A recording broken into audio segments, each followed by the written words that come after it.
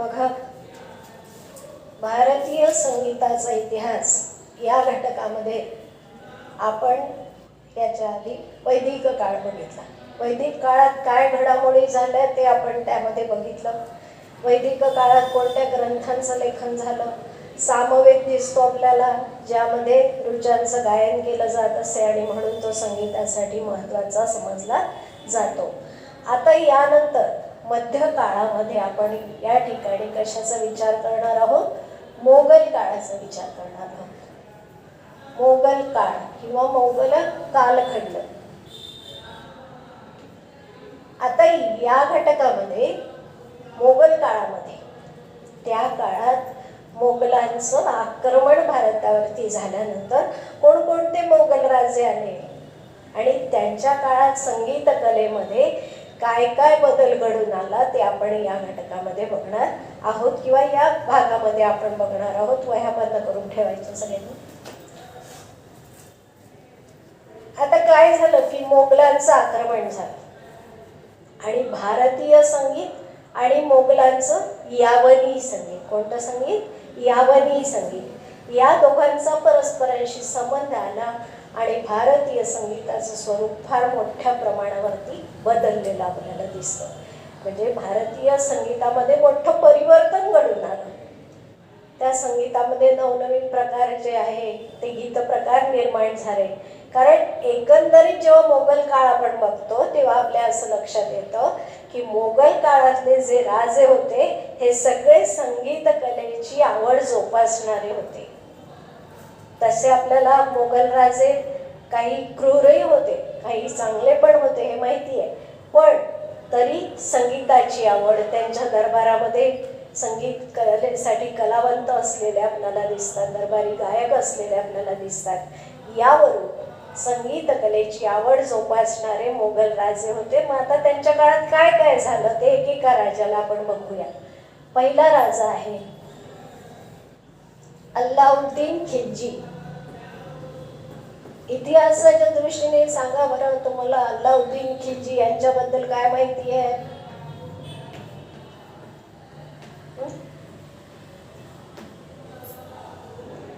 अल्लाउद्दीन खिलजी हा राजा सुद्धा क्रूर अशा प्रकारचा होता. सर्वच मोगल राजे आपल्याला माहिती आहे की हिंदू प्रजेवर अन्याय करणारे होते, त्रास देणारे होते. पण दुसरी बाजू त्यांची जर आपण पाहिली तर दरबारामध्ये कलावंतांचा सन्मान करणारे होते, कलेचा आदर करणारे होते. आणि अल्लाउद्दीन खिलजीच्या बाबतीत काय झालं? मग दरबारामध्ये जे कलावंत होते याच्या दरबारामध्ये त्यामधला एक प्रसिद्ध कलावंत होता, तो होता अमीर खुसरो नावाचा कलावंत. अमीर खुसरो नावाचा विद्वान कलावंत होता. याला विद्वान कलावंत का म्हटलं आपण? यांनी माहिती का कोणते कोणते गीत प्रकार निर्माण केले? तराना, कव्वाली, माहितीये ना कव्वाली, आणि छोटा ख्याल, हे प्रकार जे आहे, गीत प्रकार जे आहे ते त्यांनी निर्माण केले. आता यामधला तराना हा शास्त्रीय संगीताचा आहे, छोटा ख्याल हा सुद्धा शास्त्रीय संगीताचा आहे, आणि कव्वाली हा आपल्या सगळ्यांचा परिचयाचा असलेला सुगम संगीताचा गीत प्रकार आहे. या गीत प्रकारांची निर्मिती कोणी केली? त्या काळामध्ये अमीर खुसरो या कलावंतांनी केली. आणि म्हणूनच असं म्हटलं जातं की हा अतिशय विद्वान कलावंत होता. एवढ्या गीत प्रकारांची निर्मिती त्यांनी केली. म्हणजे मग या काळामध्ये आपल्याला दिसतं की संगीत कला जी आहे ही विकसित होते आहे ना, बरोबर आहे ना, विकसित होते आहे. म्हणजे त्याच्यामध्ये नवनवीन गीत प्रकार निर्माण होतात आहे, कलावंत नवनवीन गीत प्रकार निर्माण करतात आहे. म्हणजे संगीत क्षेत्र जे आहे ते आपल्याला समृद्ध होताना दिसतं. त्यानंतर दुसरा राजा आपण यामध्ये बघू, तो आहे बाबर आणि हुमायून.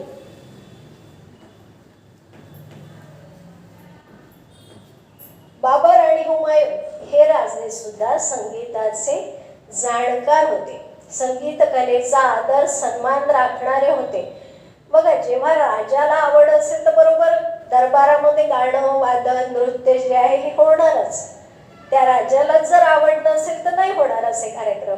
मग राजाला जर आवड असेल तर त्या ठिकाणी बरोबर दरबारी कलावंत जे आहेत ते आश्रयाला राहत असत आणि त्यांच्याकडून मग गाण्याचे, वादनाचे आणि नृत्याचे कार्यक्रम जे आहेत ते व्हायचे.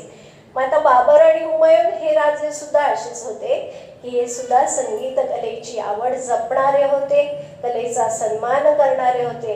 त्यामुळे याही काळामध्ये संगीत कलेचा उत्कर्ष झालेला आपल्याला दिसतो. याच काळामध्ये जौनपूरचा बादशहा सुलतान हुसेन शर्की हा कलावंत जो होता यांनी काय केलं की मोठा ख्याल नावाचा अतिशय महत्त्वाचा गीत प्रकार, शास्त्रीय संगीत ज्याच्यावरून ओळखलं जातं, तो निर्माण केला. तो आहे मोठा ख्याल, ज्याला आपण विलंबित ख्याल असं सुद्धा म्हणतो किंवा विलंबित ख्याल.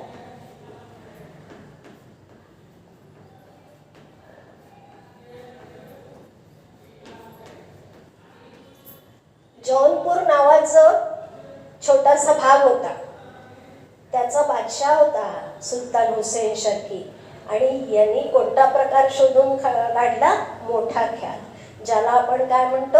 विलंबित ख्याल म्हणतो. शास्त्रीय संगीताचा सर्वात महत्त्वाचा समजला जाणारा हा गीत प्रकार आहे.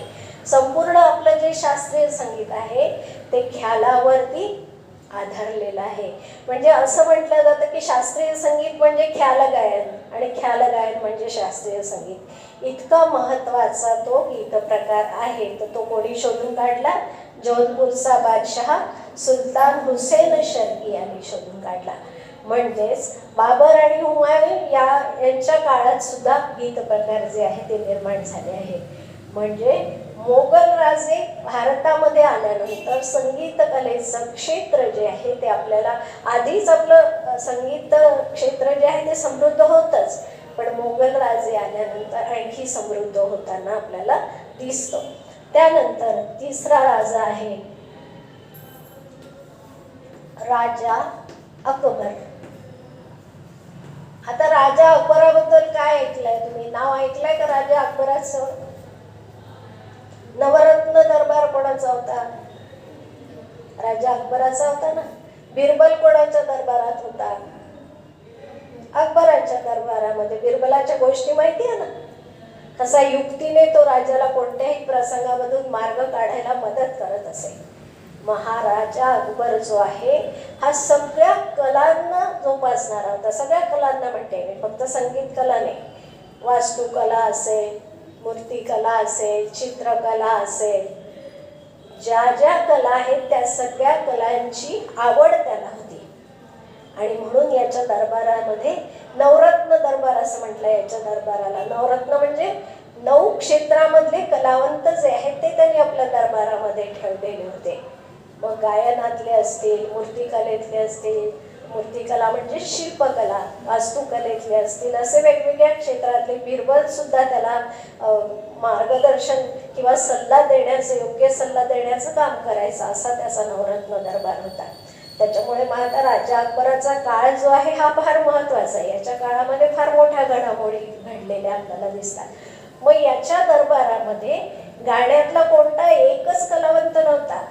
तर बघा, तानसेन, बैजू,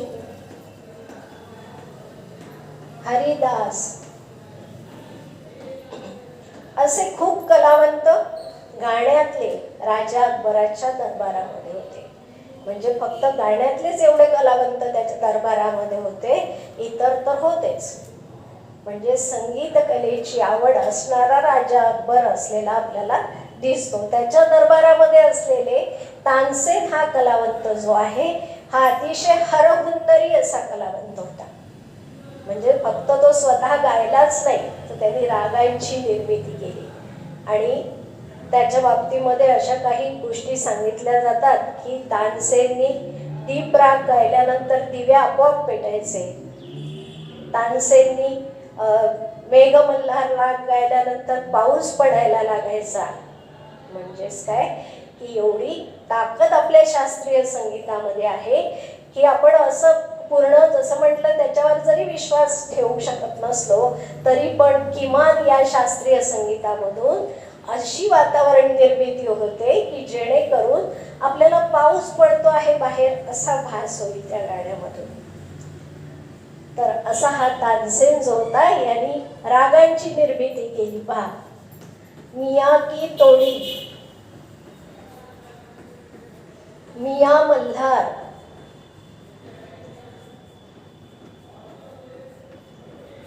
मिया की सारंग,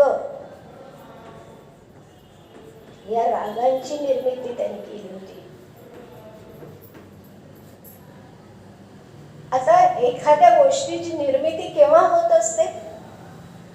जेव्हा आपल्याकडे आपण घेतलेलं ज्ञान जेव्हा परिपूर्ण होतं, त्याच्यावरती आपण रियाज किंवा साधना करतो, त्याच्यावरती अभ्यास करतो, तेव्हा मग आपल्याला सुचत जातं काहीतरी, है ना. नवनिर्मिती म्हणतात त्याला. या नवनिर्मितीमधूनच या रागांची निर्मिती जी आहे ती तानसेननी केलेली आपल्याला दिसते. म्हणजे तानसेननी या ठिकाणी मिया की तोडी, मिया मल्हार, मिया की सारंग या रागांची निर्मिती केलेली होती. त्यानंतर मग आता हे दरबारात या गोष्टी या घडामोडी घडत असतानाच समाजामध्ये सुद्धा परिवर्तन जे आहे ते संगीताच्या दृष्टीने होताना आपल्याला दिसतं. तर ते अकबराच्या काळामध्ये हे परिवर्तन जे आहे ते मोठ्या प्रमाणावरती झालेलं आपल्याला दिसतं. बघा, अकबराच्या काळामध्ये काय झालं की समाजामध्ये हिंदी संत कवी जे आहे हे उदयाला आले. आता हे हिंदी संत कवी कोणते होते? हिंदी संत कवींची नावं सांगता येतील का काही? संत कबीर, संत मीराबाई, नंतर संत तुलसीदास, है ना. हे काय हिंदी संत कवी आहेत. या संत कवींनी काय करायला सुरुवात केलं की समाजाला संगीताची ओळख आपल्या भजनांमधून करून द्यायला सुरुवात केली. कबीरांनी दोह्यांची रचना केली. या दोह्यांमधून हिंदू मुस्लिम ऐक्य साधण्याचा प्रयत्न केला. मीराबाईंनी भक्ती मार्ग दाखवला समाजाला आपल्या भजनांमधून. संत तुलसीदास यांनी सुद्धा भजनांच्या रचनांमधून भक्ती मार्ग समाजाला दाखवला. म्हणजे या काळात समाजामध्ये जे संत कवी उदयाला आले त्यांनी काय केलं की समाजाला संगीत कलेचा परिचय करून दिला. दरबारामध्ये संगीत कला होतीच, दरबारामधल्या मोजक्या लोकांना संगीत कलेचा परिचय होता, पण सर्वसामान्यांपर्यंत संगीत कला जी आहे ती पोहोचलेली नव्हती. तो परिचय या संत कवींनी कोणत्या काळामध्ये? राजा अकबराच्या काळामध्ये समाजाला करून दिलेला आपल्याला दिसतो. म्हणजे या 3 राजांचा काळ जर आपण पाहिला तर आपल्या असं लक्षात येतं संगीत कला जी आहे ती हळूहळू विकसित होताना आपल्याला दिसते आहे. संगीत कलेमध्ये परिवर्तन होताना आपल्याला दिसते आहे. संगीत कलेचं क्षेत्र समृद्ध होताना आपल्याला दिसते आहे, है ना. आणि नंतर मग बाकीचे राजे जे आहे ते आपण पुढल्या याला बघू.